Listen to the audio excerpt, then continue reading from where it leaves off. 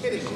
The name of this talk, and I'll say this, I did not choose the title of this talk, which was... You didn't pick that title? I didn't choose this. Top 3 hitting drills that will earn your son a scholarship and get him into the Hall of Fame. So, this is standard right now. Cooperstown, 2038? Well, we got a ways to go. But anyway, hitting. How many of you guys have been to this camp before? Well, you've heard me talk too many years in a row, right? But everybody's like, Coach Buck, just keep going. That's fine. So my name is Brian Bucklin. I'm the head baseball coach at St. James Academy. It's my 14th year at St. James. Been there since we started. Play a lot of winning baseball over there. Lots of it has to do with great kids and great families. And a coach that just kind of puts them out there and gets out of their way. Okay, that's kind of my biggest role as a coach. Sometimes is to just make sure that they have a good direction and then let them take care of it from there. Probably heard a handful of times that you guys have a tough job. I lots of times will look at my team and evaluate them 4 ways. I'll say water, Coke, Budweiser, or whiskey. Those are going to be what I'm going to have after a game every day, each time. Last year was a whiskey year for us. It's the first year that we had a losing season in 13 years. We lost 7 one-run games, and I'm the hitting coach, and so I get blamed for all that, right? So I'm sure you guys are the hitting guys on your team. You'll be kind of sweating in the box with those guys too. So what we try to do at St. James is 2 things. Results-based in all of our drills, okay? Results-based. The game is played on a field, right? The game is not played in a cage. Lots of times we'll get our guys on the field the first few weeks, and they've been in the cage all winter. They're working the ball top of the net. They get on the field, all of a sudden that's a weak pop-up to shortstop. That's a flare to center field. They get on the big field, they're routine fly balls. So our job in the first probably 2 to 3 weeks of practice is just get everybody back to the place where we're hitting line drives, working the baseball, playing the game on the field. Okay? And then secondly is allowing our players to take ownership of what they're doing. Okay? Every good player, and I don't know if you guys played or whatnot, the best players that we always see, we give them the framework and then let them go. Okay? You're not going to get a kid that doesn't want to play baseball to play hard for you if he doesn't want to. Okay? So in our drills, you'll see our kind of our philosophy come out. Since the high school season is so short, we basically have it from March 1st to about May 15th. We're not overhauling swings. You guys aren't all overhauling swings, right? You didn't sign up to make sure that every little piece of this swing is where it needs to be. So that's why in every drill that we do, we hit to targets. We basically cut the field up and say we want basically every ball that we're going to talk about here today is going to try to be between the shortstop and second baseman. And if we miss a little bit, if you as a coach has a philosophy that says we're going to, results based, then you sound pretty smart, because then all of a sudden if you keep hammering and say keep the ball between the second baseman and shortstop, that kid will automatically, let me see your bat. That kid is going to automatically change his swing a little bit. So if he's the kid, that when he takes his hacks, every single ball is right here. We've all coached that kid, right? Where it's the same, this swing, boom, boom, boom. You tell him, hey, Johnny, hit the ball in between second base, shortstop. He goes, oh, okay. He'll change his barrel path just by giving it some directionally on the field. Can all kids make that adjustment? Absolutely not. But if a kid, you at least give him an opportunity, because they're fixed points, right? So every drill that we do, and look at our sheet, we got some T drills on there. We got one soft toss drill, and then some BP drills. They're all directionally based. The first one is what we call our route work. We call it our road to Wichita. The 5A state tournament is played in Wichita, Kansas, at Wichita State every year. We won 2 state championships at St. James. 2 of the best experiences I've had in my professional life. Okay? One team, we scored 11.5 runs a game. How smart was the hitting coach that year? Right? We go, ready? We throw the balls up in the air, and I just go like this with that team. Okay, 11.5 runs a game. Okay, and then the second year, we had a state championship team. We had a 1.3 team ERA. Who was really smart that year? The pitching coach. Okay, we scored just enough to do it that year. So we talked about those anomaly years, coach. Absolutely. You look at the Royals, they make it to the World Series 2 years in a row. Amazing teams. You win it one year. Amazing team. It's hard to play at that top level day in. Those are 2 outstanding, statistically anomaly years. You guys are going to be somewhere in the middle, right? There's going to be championship teams here, that sort of thing. But our hitting philosophy really hasn't changed on this since day one. Okay? So,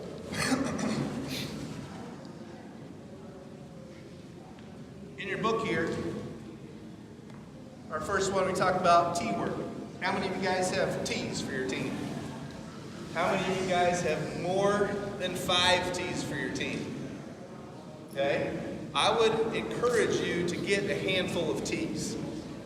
Because a kid and a buddy can, if they're older, we do our hitting camps for 3 and 2. TJ and I have been doing them for 10, 11 years now.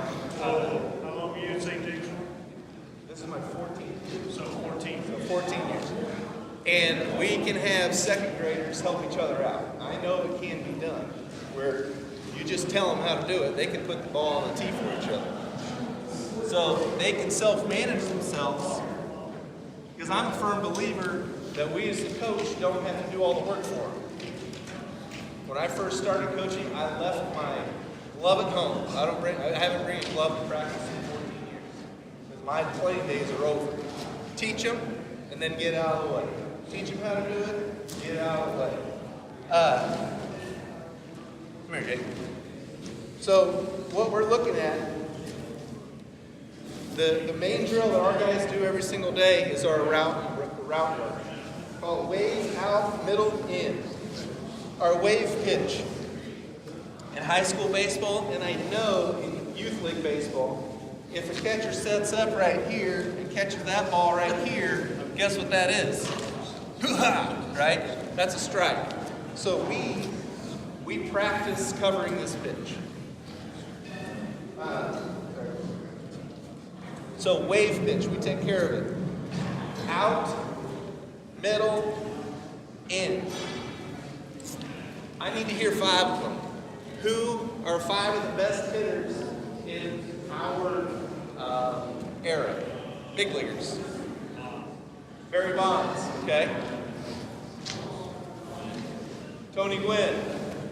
Love that. Huh? Miguel Cabrera. Love it. Who? Mike Trout. 4 of 5 of those guys could do this drill without a problem. And then Barry Bonds just takes everything over there. Okay. So you stand right here and go. You make everything there. Okay? But the other 4 guys are hit where it's pitched guys. Okay? One of the biggest things that we always say, and the more mature hitters that we see through the program, are hitters that can hit the ball where it's pitched. Harder concept for younger kids, but it's one of those things. I would say if you're coaching 3rd to 4th grade, I think 4th grader, I'm not an elementary school teacher, maybe TJ can help me out, but when you talk about body control, that sort of thing, I think about 4th graders can start to understand how to manipulate their swings accordingly to these drills. If you got these little guys, you're just working hand-eye coordination. Put the ball on the tee right down the middle. Try to hit it 8 times out of 10 hard. Okay, but if you're coaching that 4th, 5th, 6th graders, I 100% think that they can do this. And if you explain it well enough to say, we will be a better baseball team if we can execute our swing according to these routes. Okay, so this wave pitch. Jake's going to get in the stance. All we're trying to do at contact over each one of these balls is to try to have a good L, okay? What we talk about, this L right here, a strong position when we hit the baseball. And you can do this. You can tell them, hey, little Johnny, we're going to try to hit this ball almost foul. This is a spoiled pitch. This is a pitcher's pitch. Good curveball in the outside half. We're just extending in that bat here next. Okay? But we have to be able to handle this pitch. Because how many pitching coaches are you going to say, hey, 2 outs or 2 strikes, 0-2, execute that wave fastball. Put it on the black of the plate, see if he swings at it. And if he hits that glove, that guy's going back to the dugout. Okay? So we have to be able to handle it. That's just, we're only going to swing at that 2 strikes. These ones we have to make some money on. All right? We call these cowbell pitches, right? These are the ones that grandma's going to be ringing the cowbell on. Okay? If you can handle these pitches, then people are going to come, want to come watch you play. So we set up the tee essentially accordingly. So our outside pitch, we'll set up right there. These are all strikes. Okay, we're hitting strikes. That's one thing. Number 1 on our thing is be disciplined at the plate, which, however you define that, but hit good pitches. Good hitters get a pitch. It might not be the same pitch that they want to hit every single time, but if they get a ball in the outside half, whack. Albert Pujols, my guy, he's probably got more oppo home runs than anybody. Okay? Trout, that guy's all over the field. You know, when you listen to the games, it's like, HUD, they're like, got to play this guy straight up. You know, he can go to all fields, that's what a 5-tool guy is. Power to all fields. And if we can start teaching our kids, again, that contact point, come to contact again, this pitch here, if you tell that kid, hit it over the second baseman's head, he starts the process. He'll change his swing. He'll want to move his feet in the box to try to do it. Okay, so he's already, if he's locked into the drills, it's not guiding the ball though. That's the thing.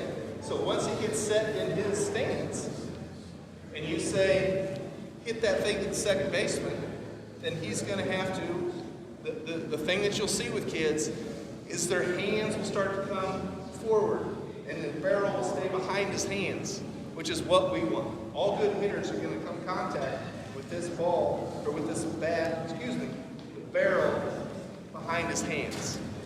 Okay? Whether you're, so who's this, right? This is Jordan Brett. I mean, how many of us are going to teach our kid, hey buddy, right here, do this with your hands, and then whack. That's a linear approach. It's Charlie Lau, old school stuff, worked for him. But I've heard George Brett speak a handful of times about hitting, and he always said, all I was trying to do was hit the ball hard up the middle somewhere.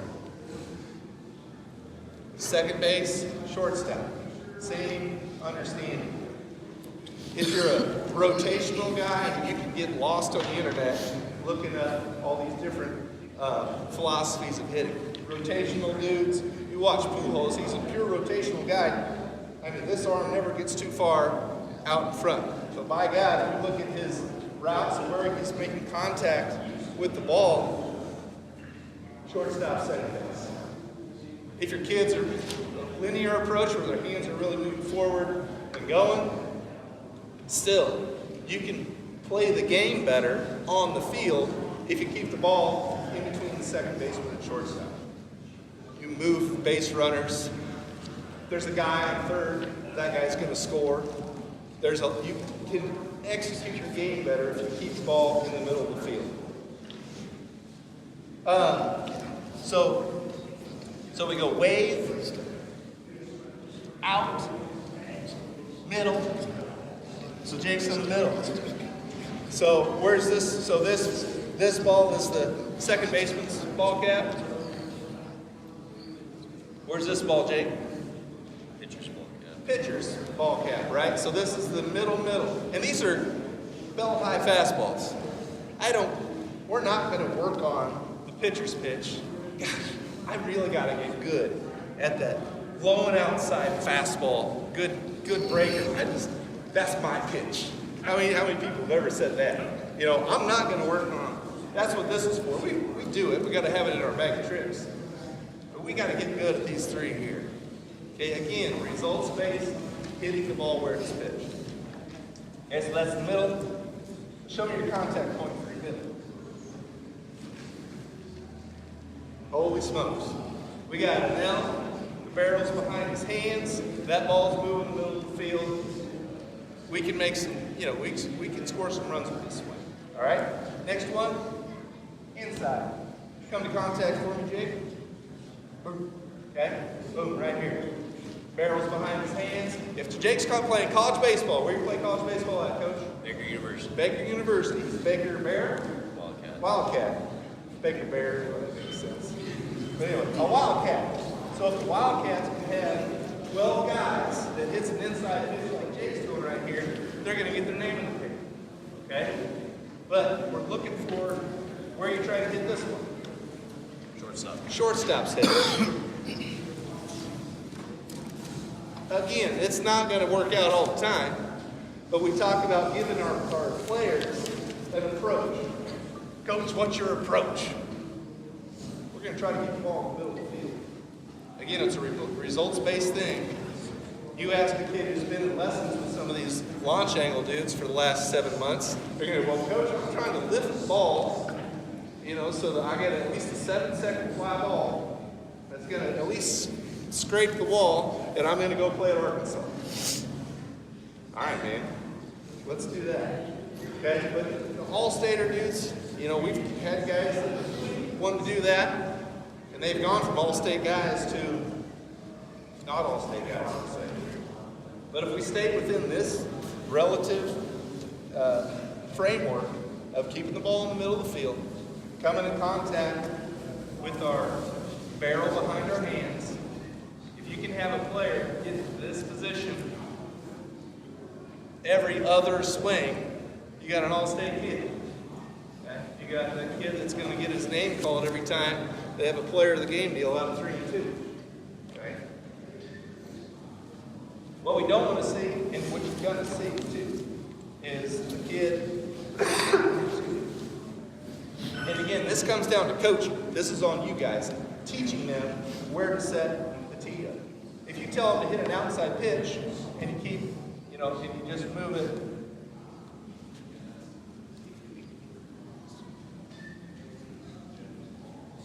If you try to hit an outside pitch out there, what happens, Jake? Barrel gets loud. You roll over. And this is probably why all of us quit playing baseball, is because we rolled over too much. Okay? The changeup. I was a left-handed hitter. That changeup from a righty. Ass out, run to first base, sit down. Okay? That's why people stop playing baseball right there. Okay? So, if you as coaches coach them up, even if you have to, draw a line in the sand, because lots of times you don't have all the equipment, but by God, you got dirt, right? Here's your plate. Just put it here, put it there, put it there. Ain't no thing. Okay. You can step back. Any questions about that?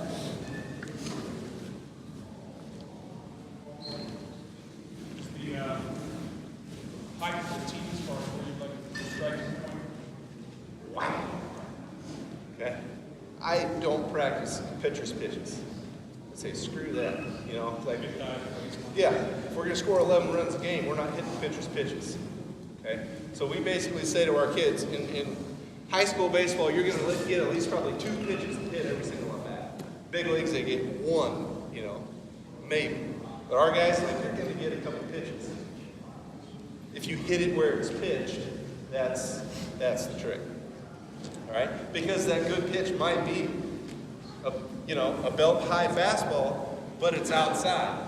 And if you've taught him, I'm going to take that outside pitch, whack, over the second baseman's head, then you're going to look like the coach of the year. You're going to have to buy cowbells in bulk for your team. All right? Next drill. You want to see it? You want to see Jake do it? He drove all the way from Baldwin City, Kansas today. Where you going to work? So we'll do about 2 swings per. So this is going to be the wave pitch. Jake. You going to be okay over there? Huh? Okay. All down here. Okay, so wave pitch. He's going to work this thing into the first base. Rolled over. See, all the pressure's on. Okay, we can see if he's nervous. One of the people he's played in front of for a while. So, see, he lets his hands work. That ball, this is a ball that he's hitting. Okay, he can handle it. And if he goes in there with the mentality, I'm going to keep my barrel behind my hand in contact, you might get, what is nickel or storm? Oh, it's not storm day. Who's the guy from Boulder? Crash days. One giant whale. One. You do that 5 times a season. Your average is 1. Okay, this is the outside pitch. Now we're trying to take gap to gap. Get that thing over to the second baseman side.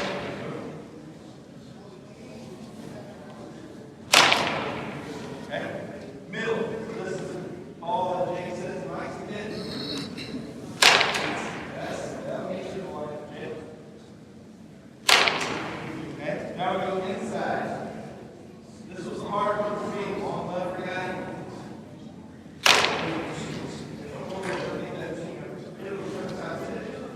See how that's took 10 swings, and you tell him, you give him landmarks. You don't even have to know anything about hitting mechanically to do this. You can be the dumbest coach in America and say, hey, hit the ball at second base. That's our philosophy. Okay, coach, how do you do that? Figure it out, kid. I'm a volunteer coach. So that's where we're at with that. The next drill we'd like to do, if you look at the bottom of the page there, it says coaching resources. YouTube has 1,000,003 hitting drills that you can go look at. You have to pay for some of them, but there's a lot of free ones out there too. The USA Baseball app, if you haven't done that as a youth coach, do it. It's free.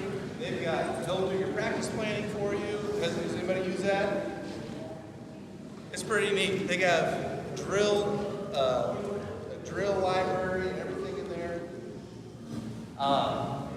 What's the other one? I'll tell you to go to camps. Send your kids to camps. St. James Academy Baseball Camp is, first week in June, or last week in May. All of us coaches do camps. You guys go and listen, okay?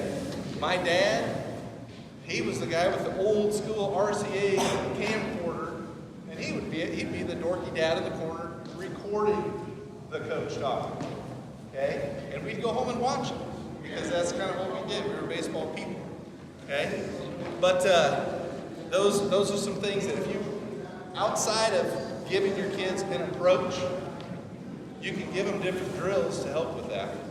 But like I said, if you come to St. James, it's like, how many times does Coach Buck say, stay gap to gap in one practice? Ad nauseum, okay? Because I'm not going to overhaul their swings, but I'm there to make sure they play the game well. So if we're playing the game well and managing our swings and our at-bats, and all of a sudden, we put some runs up, and then I get to keep my job, okay? The next drill we're going to do, the drop drill. I love this drill. It challenges my guys. It really challenges little guys. We do these hitting camps. We've seen thousands and thousands of kids. That's no joke. Come to these camps. The thing that we see most often is kids who have this swing. Right? That's half of your team right there, right? This long front arm, long stride, and not short and quick to the ball. This drill, I love it because it makes them work. Okay? So all we do is we get here, see how he's done this before. He already took a stride, he got his foot centered. If you try to go with your stride, you're gonna drop the ball. So if he tries to stride, it's on the ground before you know it. This is a short and quick hand drill. If your kids can get this, then you're gonna look real smart. Okay? Yeah, see, he's nervous. Baker JV team doesn't have a big crowd all the time. Right? That's why you gotta get on the varsity. Here we go. Okay? He gets his foot down. That's gonna be $5 Okay? So he gets his foot down.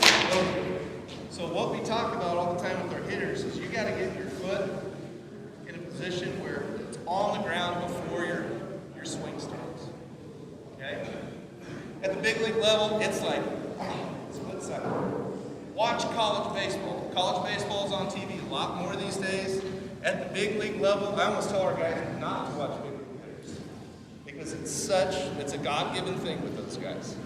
The college game is a lot better than the high school game. If you guys go to a high school game, call me up, get your t-shirts, whatever, okay?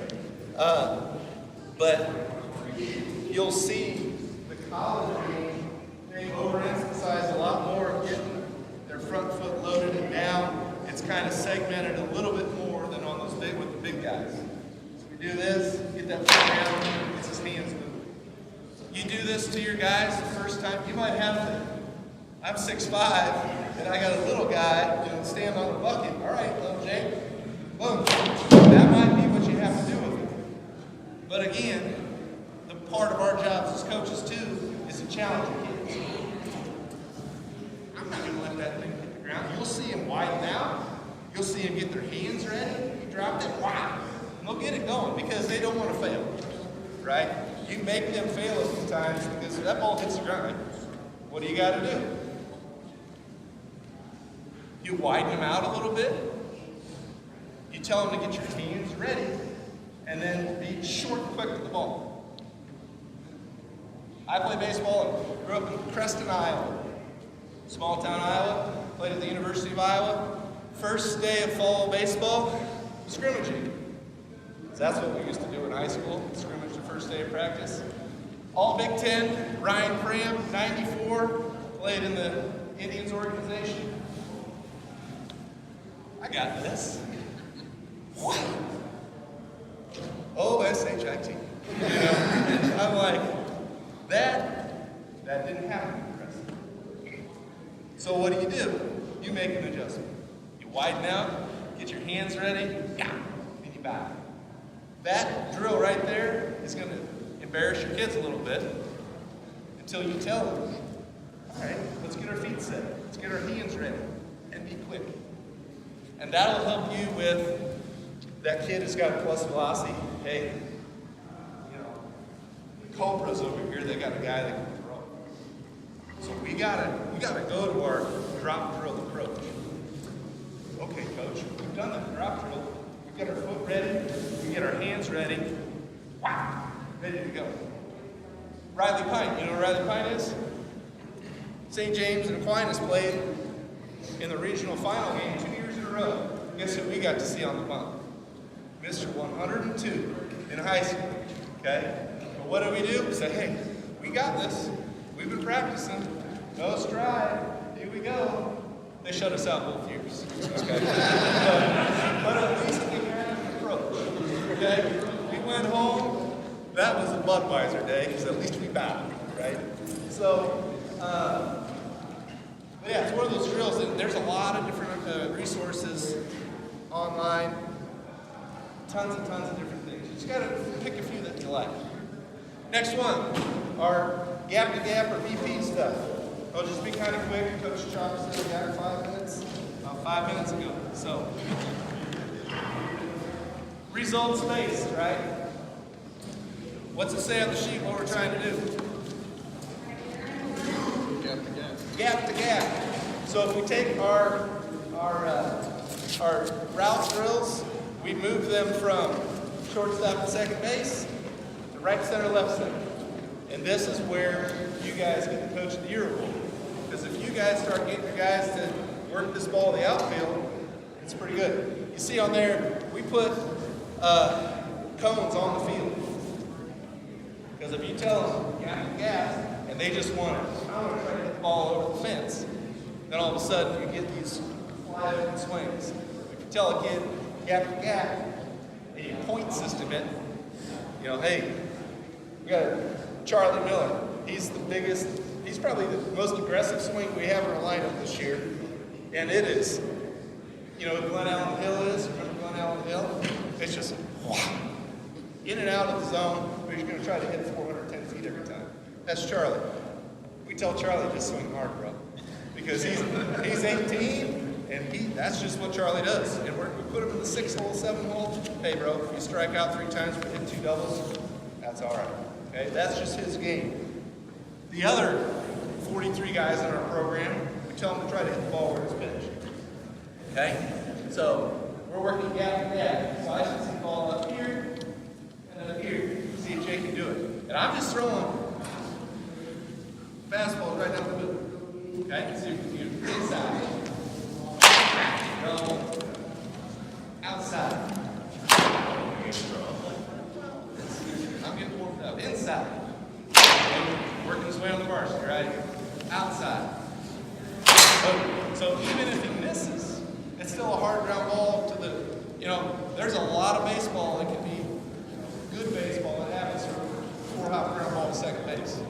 You move base runners, the guy's going to score third on that. You hit behind a runner at first base, all of a sudden you got a guy at second in scoring position. So, again, if we take this ball that's a little bit outside, he can still keep that thing in the middle of the field. We're playing the game better. Results based. 3 more swings, and we got to wrap this up. Inside. Outside. 5 out of 5 balls went in the middle of the field. Inside. Just made the varsity. Okay? So again, results based, give them when we say, if someone, you know, you're Prairie Trail Elementary School, and the kid comes to Dad says, well, what's your hitting philosophy? You get it? Say, we're going to get the ball hard up the middle. That's going to be what I'm going to tell the kids. It's a concrete thing. If you think about it too much, it's pretty simple. Okay? But if you tailor most of what you do in your drills to that, all of a sudden your guys start to believe in it. And your swings start to improve just by the results-based mentality. And if you hit the ball well doing that, you score more runs. Your parents they're going to take you to Tanner's after the game, you know, chicken wings and whatever else. Okay?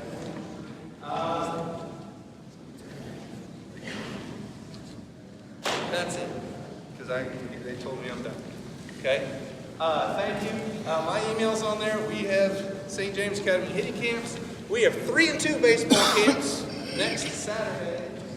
We have one more week when TJ and I do. We don't have any spaces left. But we'd love you to come out and fill those up. But thank you, and good luck with your seasons.